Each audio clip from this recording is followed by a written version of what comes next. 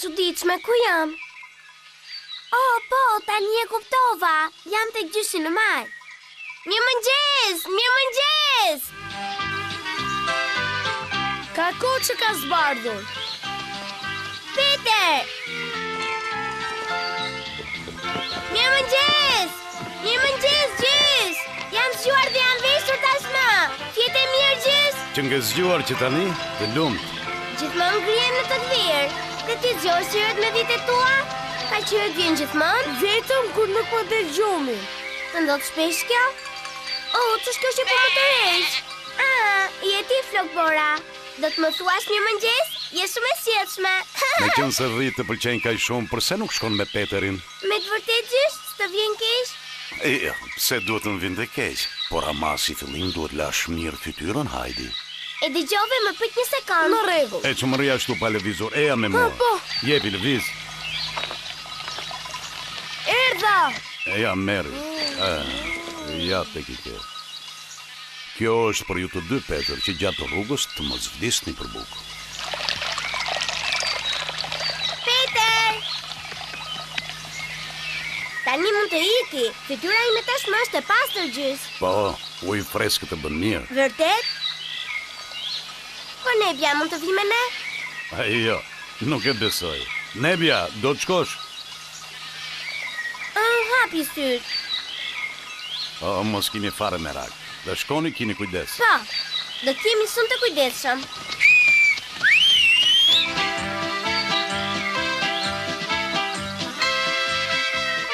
Kështu Hajdi për herë të parë po ngjitej në mal me Peterin dhe kopen e tij.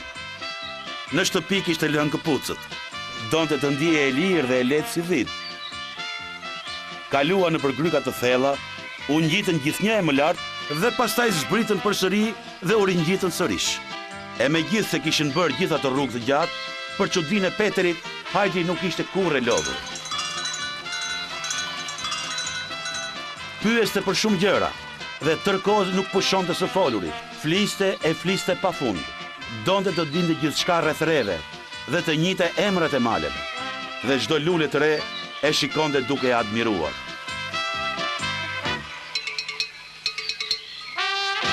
Sa bukur, vrapoj! Ndaloni, e janë i këtij, Cioni prapat! Skuptim kanë këto evi të kota!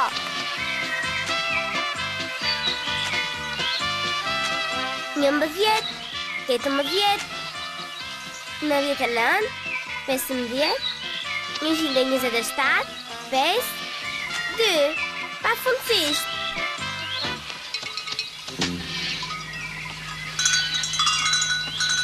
Një, dy, tre. Po Hajdi, ku është? Hajdi! Ku je? Hajdi! Ka humbur, është dështukur.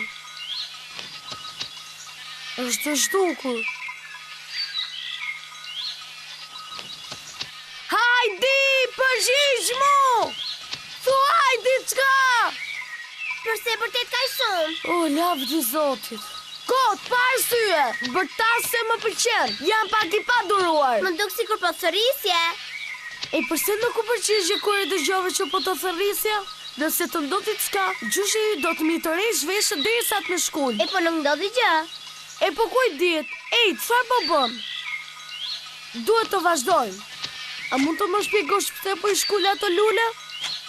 Nuk po i shkul për po i mbledh, dhe nëse nuk e kupton përse bëhet kështu, më duhet të them që nuk di asgjë o bari i vogël. Po të ishe një dhi, do të thëra që i doje për të ngrënë, por nuk më dukesh si dhi. Si një dhi?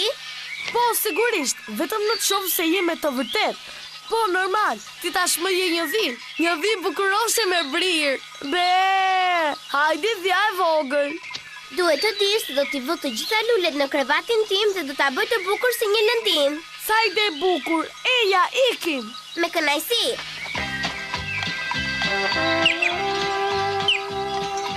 Peter, si quhet ai zogu në dekën e pemës? Nuk e di, unë nuk pasha si zog. Si ko, Peter? Si quhet ajo kafshë e vogël që ikon nga Afrika? O si është e mundur që ti nuk ja di emrin? Unë duhet ta kem parë patjetër diku. Peter, shikoj një lepur. Sa keq. A do vazhdojmë të ecim? Po përse u largua e shpejt ai? Nuk e di, ja të ikim tani. E keme të shpejt? A do të ngjitemi sot lart apo jo? Shiko Peter, një shqiponj. Ti nuk di ka asgjë. Nuk ishte një shqipon, ishte vetëm një korb. Vërtet? Po thuaj se arritëm. Jepim, Cito. Jepi, vrapo. Më prit.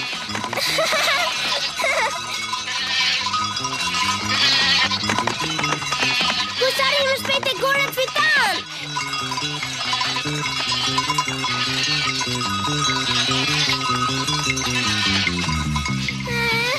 O, sa bukur.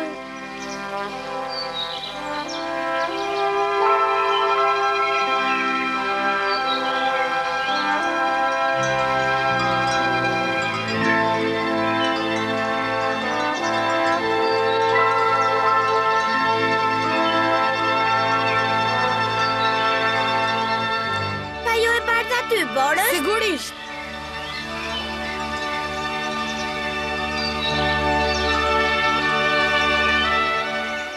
Aty poshtë nuk bie kur dielli.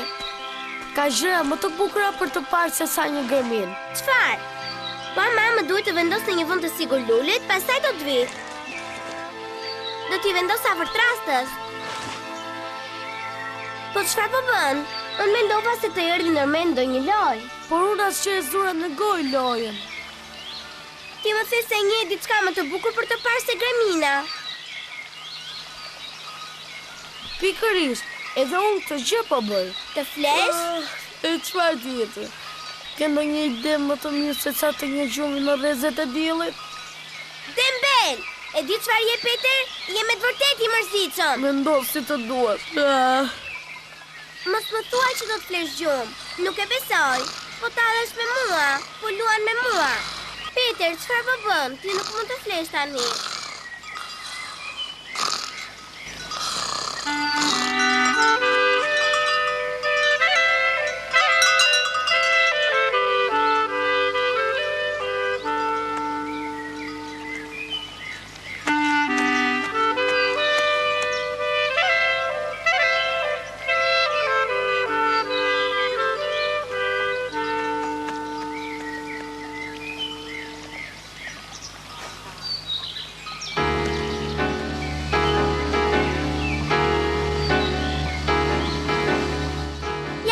Shoku im korp.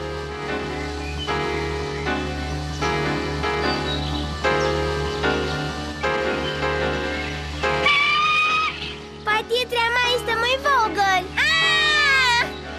Dim!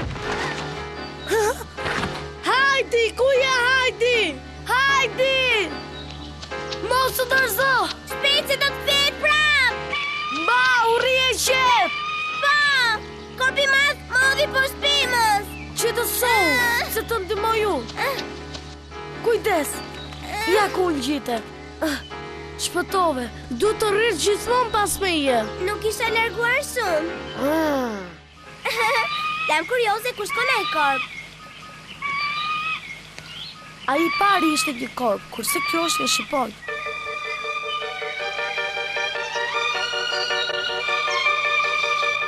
S'më intereson të di se çfarë është. Duhet të të interesoj, një korp nuk do t'i the nga pema. E po mirë që ka një shqiponj, e megjithatë se di se ku po shkon. Atëherë, ti e di?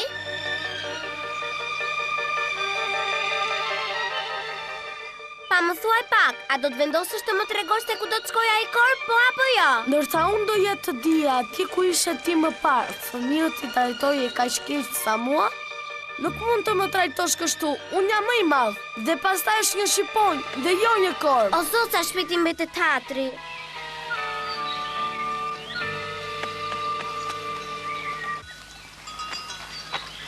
Është djathtë yt, përse nuk ka?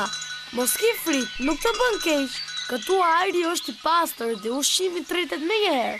Po shumë, dhe nuk e dija mund ta ha. I shkoj keq në gryk.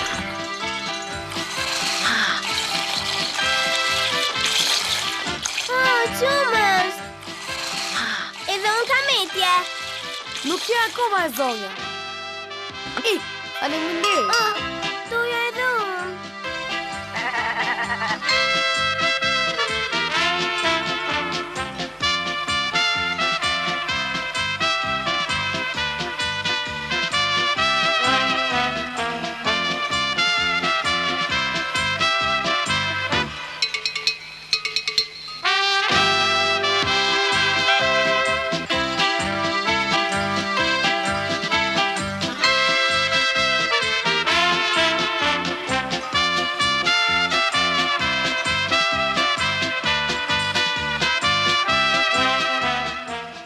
Merë pak edhe ti. Si t'u zvadhua si dy rota, na mere. Ta jap me kënajsi, nuk ka do t'aj shumë sa ty. Do të më japësh djafin të? Po, për mua mjafton, mere. Faleminderit, Heidi. Me të vërtet mund të ha të gjithën? Aje, pa problem.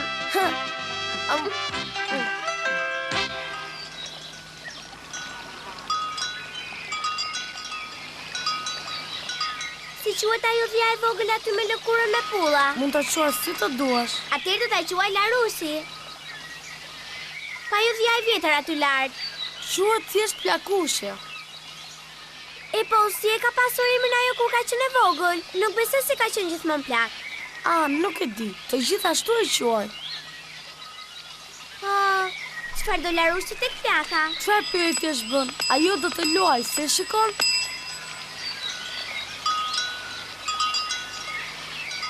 Më e bukur është flokbora. Kështu të duket ty. Kur janë të vogla, të gjitha janë të bukura. Mua më duket e bukur. Më duket e kuptoj se çfarë thash. Prandaj erdhja fërmeja, apo jo? Shiko aty prapa. Ngadal, janë ketra. Ketra, po ku janë? Ikën, u larguan. Ndal! Mos lëviz! Eja këtu! Rjeqet në kafshë keqe, rjeqet! Rjeqet të thash! Prit se të ndihmoj unë! Kap këmbën tjetër! Nuk arri dot, duart e mia janë tepër të shkurtra. Prit! Ja! Është i mirë bari. Merre, forca! Është bari mirë. Do të pëlqejë, unë e di. Pra merre! Haje!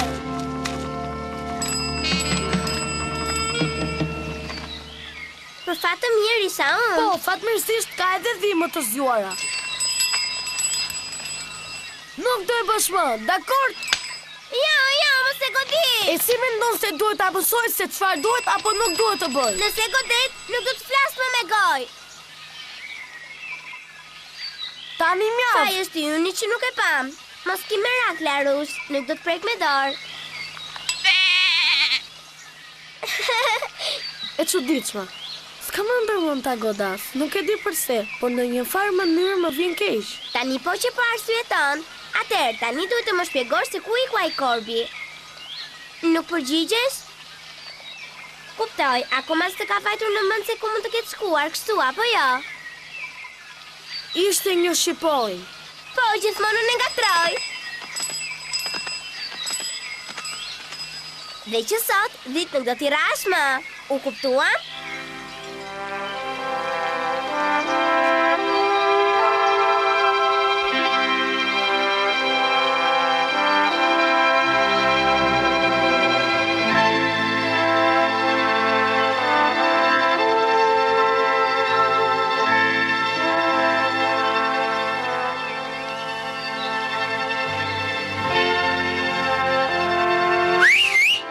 Duhet të kthehemi në shtëpi.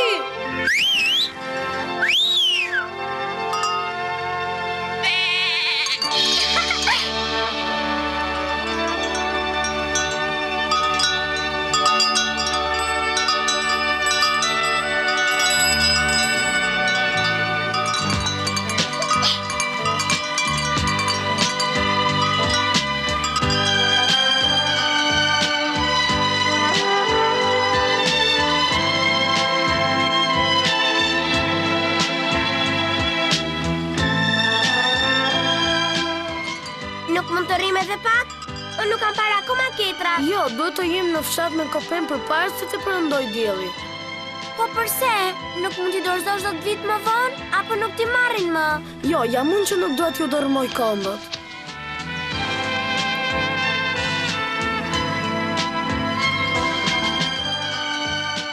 Peter!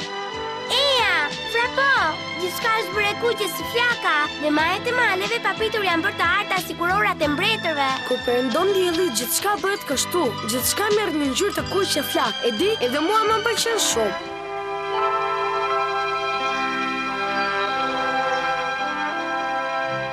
Shiko, hajdi, ja ku po vjen. Ku? Lart në qiell, natyrisht. Pa! Miku im Korg. E po unë dorëzohem.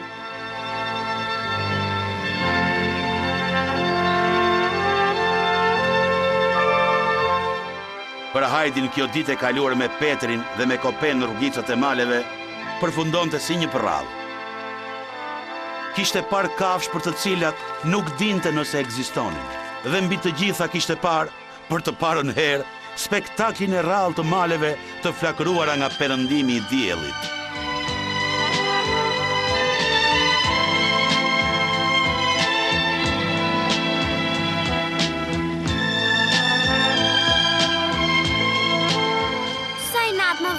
Sa po mbaroj? Mendon se më të shqie çdo natë këtu në mal? Do doja shumë ta rishikoja. Mos u shqetëso, të ta shikosh sërish. Perëndimet janë çdo natë dhe janë edhe më të bukur se ky. Prit! Ke harruar diçka? Nuk më ke thënë akoma ku fluturojnë ata zogj? Në folet e tyre. Atëherë ti e dije? Vërtet? Sigurisht që e dija. Dhe nuk doj të ma thoje? Jo, Përse? sepse të koni ke quajtur korva shqiponja tona të mrekullueshme.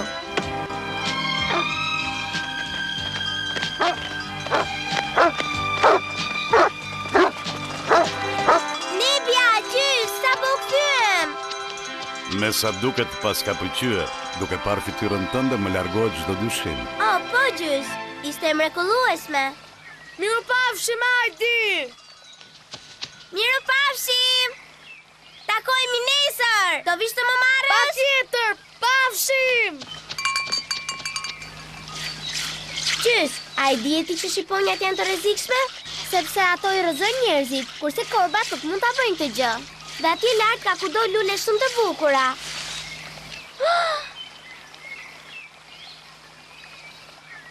Po çfarë kanë? Shikoj gjys. Po ato ishin shumë të bukura kur i mlodha. Duhet i kesh mbajtur tërkohën shami. Lulet ka nevojë për ujë, ka nevojë për diell dhe ajër të pastër voglushe. Pa i plotësuar këto kushte, ato thahen. O, sa keq më vjen.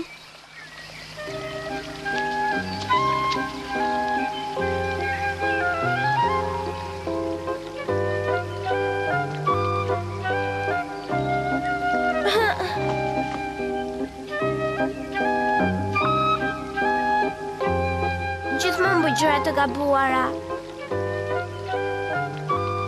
Hajdi ishte shumë e mërzitur për lulet e saj, por nuk do të kishte qenë ajo, nëse ai trishtim për pak qaste nuk do të ishte kthyer në gëzim për të jetuar. Në mbrëmje, ndërkohë që po hante me gjyshin darkë, vazhdonte të tregonte dhe të përshkruante si gjithmonë me një mori fjalësh. Përshkruante çdo gjë, çdo ngjarje, çdo detaj. Tregonte për shqiponjën, për ketrat që nuk i kishte parë dot, për Peterin që e kishte ndaluar të rritë dhit, dhe mbi të gjitha përshkruante me detaje perëndimin e diellit. Nuk mund ta imagjinosh sa e bukur ishte. Sigurisht Hajdi, e njoh mirë dhe unë, ja përse jetoj këtu lart. Dhe nuk do të kthehem kurrë më në fshat, kurrë për tërë pasurinë e botës. Tu ndjehemi lirë, aq i lirë sa ajo shqiponja jote e voglushe ime. Gjyshi për një çast u bë serioz. Mendonte për shqiponjën, mendonte për jetën e tij të egër pa rregulla. Mendonte për njerëzit që admironte dhe për buste në të njëjtën kohë. Hajdi ishte e trembur. Pa pritur kuptoi që gjyshi, nga i cili friksoheshin të gjithë, i ngjante shumë asaj shqiponje që kishte parë në mal. E di çfarë? që sot e tutje do të rri gjithmonë me ty. Nuk do të iki më. Dua të jetoj pikërisht me ty dhe një ditë do të ngjaj ty. Vetëm se mjekrën nuk do doja ta kisha si tënde në gjysh. Hajdi me fjalët e saj donte të gëzonte gjyshin. Donte të largonte mendimet e tij të trishta dhe në të vërtetë i arriti. Jeni frikosur? Jo, përse duhet t'jem, më vjen keq që ti mendon kështu. Më erdhën ndërmend disa gjëra që nuk kishin lidhje me ty, voglushe ime. Kështu përfundoi një ditë e mrekullueshme për Hajdin. Natyrisht, ajo kërkonte ta zgjaste sa më shumë momentin për të ushtrirë në shtrat. Në këtë pikë nuk ishte absolutisht ndryshe nga fëmijët e tjerë, por duhej të dorëzoi. Shkoi në dhomën e saj dhe kishte zënë gjumi. Pastaj gjyshi u ngjit lart për ta mbuluar me dashuri. Atë natë Hajdi kishte shumë gjëra për të ëndërruar. Dhit, delet, malet dhe ketrat të cilët ende nuk i kishte parë.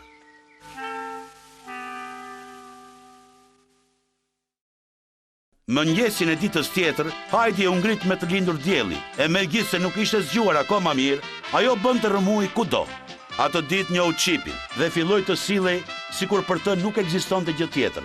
Çipi kishte rënë nga foleja e tij gjatë një stuhie dhe Hajdi e kuroi derisa ai u bë i fortë dhe i shëndetshëm si më parë. Gjatë tërë ditës nuk bëri gjë tjetër veç se kapte miza, milingona dhe ndonjëherë dhe kërmije hardhuca. Në fillim i bënin pak përshtypjet gjithë këto zvaranik, por nuk kishte si të mos i merrte. Për Çipin asnjë vështirësi nuk ishte e tepërt. Këtë do t'ju tregojmë herës tjetër.